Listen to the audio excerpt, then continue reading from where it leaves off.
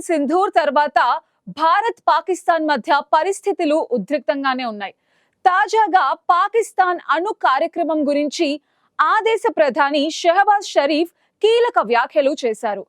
ఇస్లామాబాద్ లో విద్యార్థుల సమావేశంలో పాల్గొన్న షరీఫ్ పాకిస్తాన్ అణ్వాయుధాలు దాడి కోసం కాదని, అవి శాంతియుత ప్రయోజనాల కోసమని, జాతీయ రక్షణ కోసం మాత్రమేనని స్పష్టం చేశారు.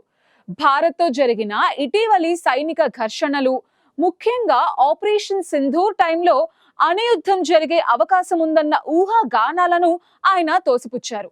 ఈ ఘర్షణలో 55 మంది పాకిస్తానీలు ప్రాణాలు కోల్పోయారని, అయినప్పటికీ పాకిస్తాన్ తమ సైనిక బలంతో గట్టిగా స్పందించిందని షరీఫ్ పేర్కొన్నారు.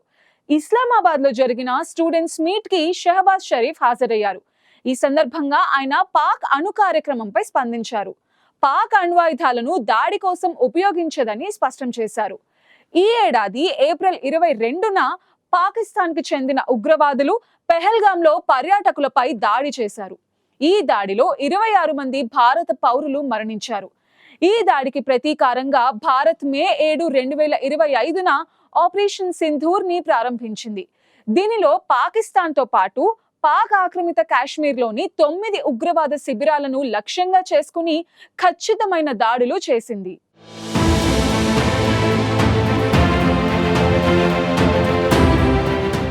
బాలాకోట్ దాడి తర్వాత భారత్ చేపట్టిన అత్యంత ముఖ్యమైన సైనిక ఆపరేషన్స్ లో ఆపరేషన్ సింధూర్ ఒకటిగా నిలిచింది. ఈ ఆపరేషన్ లో భారత సైన్యం పాకిస్తాన్ లోని లష్కరే తోయిబా, జైషే మహమ్మద్, హిజ్బుల్ ముజాహిద్దీన్ వంటి ఉగ్రవాద సంస్థలకు సంబంధించిన శిబిరాలను ధ్వంసం చేసింది. ఈ దాడుల్లో ముజఫరాబాద్, గుల్పూర్, బహవల్పూర్ లోని ఉగ్రవాద శిబిరాలని లక్ష్యంగా చేసుకున్నారు. భారత్ చేపట్టిన ఈ దాడుల్లో 55 మంది పాకిస్తానీలు మరణించారని షెహబాజ్ షరీఫ్ అన్నారు. అయితే భారత్ తమ దాడులు ఉగ్రవాద శిబిరాలపై మాత్రమే జరిగాయని, పౌరులను లక్ష్యంగా చేసుకోలేదని స్పష్టం చేసింది. పాకిస్తాన్ కూడా ఈ దాడులకు ప్రతీకారంగా డ్రోన్లు, ఫైటర్ జెట్లు, మిసైళ్లతో భారత్ పై దాడులు చేసింది. అయితే వాటిని భారత వైమానిక రక్షణ వ్యవస్థలు అడ్డుకున్నాయి. ఈ ఘర్షణల సమయంలో పాకిస్తాన్ నుంచి అణుయుద్ధ బెదిరింపులు వచ్చాయని ఆరోపణలు కూడా ఉన్నాయి.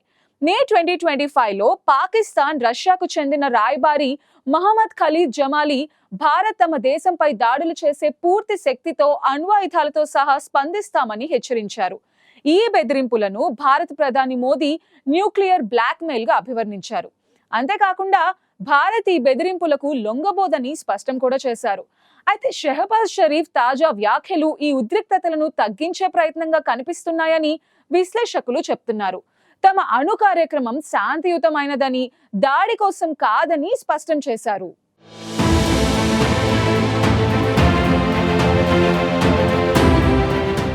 ఆపరేషన్ సింధూర్ భారత్ పాకిస్తాన్ సంబంధాలను మరింత జటిలం చేసింది. ఈ దాడుల తర్వాత పాకిస్తాన్ తమ నేషనల్ కమాండ్ అథారిటీ సమావేశాన్ని మే 10న షెహబాజ్ షరీఫ్ ఆధ్వర్యంలో నిర్వహించింది.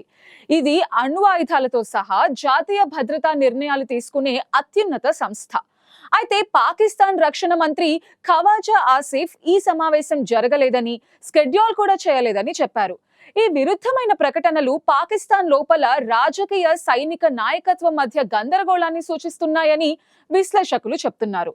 ఈ ఘర్షణల తర్వాత మే 11న భారత్ పాకిస్తాన్ మధ్య కాల్పుల విరమణ ఒప్పందం కుదిరింది. 2 అణ్వాయుధ దేశాల మధ్య యుద్ధం మంచిది కాదంటూ ప్రపంచ దేశాలు కాల్పుల విరమణ చేపట్టాలని కోరాయి. మరోవైపు పాకిస్తాన్ కాల్పుల విరమణ కావాలంటూ కాళ్ల బేరానికి రావటంతో భారత్ తాత్కాలిక కాల్పుల విరమణ ఒప్పందానికి అంగీకరించింది. మరోసారి ఉగ్రవాద దాడులు జరిగితే తీవ్రంగా స్పందిస్తామని హెచ్చరించింది. అయితే ఈ కాల్పుల విరమణ క్రెడిట్ అమెరికా అధ్యక్షుడు ట్రంప్ తీసుకుంటున్నారు. కానీ ఈ ఒప్పందంలో మూడో దేశం ప్రమేయం లేదని భారత్ తేల్చి చెప్పింది. మరోవైపు కాల్పుల విరమణ ఒప్పందం పాకిస్తాన్ విజయంగా షెహబాజ్ షరీఫ్ అభివర్ణించారు.